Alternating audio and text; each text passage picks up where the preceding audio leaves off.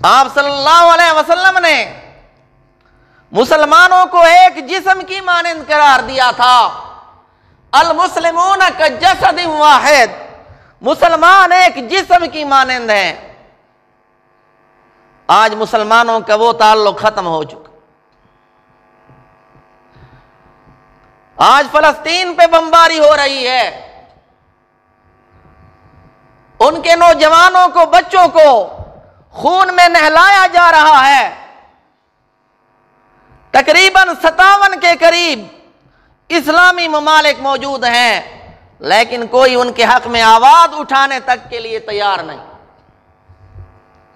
وجہ یہ ہے کہ ہم صرف اپنے مفاد کو دیکھتے ہیں، ہم صرف اپنا فائدہ دیکھتے ہیں۔ رسول اللہ صلی اللہ علیہ وسلم نے مسلمانوں کا آپس میں جو تعلق بیان فرمایا تھا، وہ تعلق اب ٹوٹ چکا ہے۔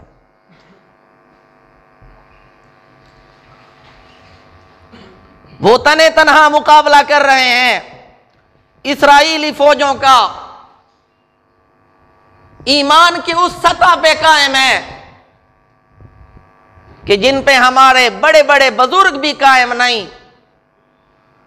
ان کے عورتوں کے اندر اتنی غیرت ہے کہ انسان دیکھ کر حیران رہ جاتا ہے۔ کسی ماں نے اپنے بیٹے سے نہیں کہا کہ میدان جنگ سے واپس آ جا، کسی بہن نے اپنے بھائی کو نہیں بلایا، اور کسی بیوی نے اپنے خاوند کو نہیں بلا۔ تمام مسلمانوں کا اس سرزمین کے ساتھ ایک خاص تعلق ہے، لیکن افسوس کی بات یہ ہے کہ اتنے سارے ممالک کی موجودگی میں کوئی بھی ان کے ساتھ تعاون کرنے کے لیے تیار نہیں، کوئی بھی ان کے حق میں آواز اٹھانے کے لیے تیار نہیں۔ امریکہ علی اعلان ان کی حمایت کر رہا ہے، کفار سارے جمع ہو چکے ہیں، لیکن مسلمان حکمران بے غیرتی کی چادر اوڑھ کر سوئے ہوئے ہیں۔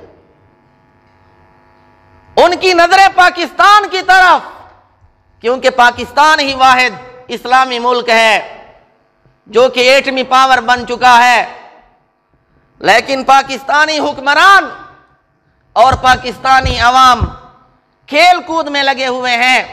ہمیں اس میں مشغول رکھا جا رہا ہے کہ پاکستان ورلڈ کپ جیت چکا ہے، ہمیں اب لڑنے کی ضرورت نہیں رہی، کیونکہ ہم کرکٹ کھیلنے میں نام پیدا کر چکے ہیں۔ تو ان کی نگاہیں پاکستان کی طرف، پاکستانی حکومت کو چاہیے کہ ان کی تعاون کے لیے فوج بھیجے کہ اس سرزمین کے ساتھ تمام مسلمانوں کا تعلق ہے۔ یہ وہ سرزمین ہے جو انبیاء کرام کا مرکز ہے، جہاں انبیاء کرام اکٹھے ہوئے تھے، جہاں رسول اللہ صلی اللہ علیہ وسلم نے انبیاء کرام کی امامت فرمائی تھی۔ قرآن مجید میں جس کا تذکرہ آیا، الذی بارکنا حولہ، کہ جس کے ارد گرد ہم نے برکت رکھی۔ یہ برکت نہیں تو اور کیا ہے کہ نہتے عوام اسرائیلی فوجوں کا مقابلہ کر رہے ہیں، جن کا مقابلہ کرنے کی پاکستان میں بھی ہمت نہیں۔ تو تمام مسلمانوں کا ان کے ساتھ ایک خصوصی تعلق ہے۔ میں آپ تمام حضرات سے یہ التماس کروں گا کہ اگر اور کچھ نہیں کر سکتے، ہمارے بس میں اور کچھ نہیں، تو کم از کم اتنا تو کر سکتے ہیں کہ 5 وقتہ نمازوں کے بعد جو دعا کی قبولیت کا وقت ہوتا ہے، کم از کم اپنی دعاؤں میں تو ان کو یاد رکھ سکتے ہیں۔ تو یاد رکھیں گے نا انشاءاللہ۔ ٹائم ختم ہو چکا ہے۔ خالق کائنات سے دعا ہے جو کچھ کہا سنا اس پہ عمل کرنے کی توفیق عطا فرمائے۔ وما علینا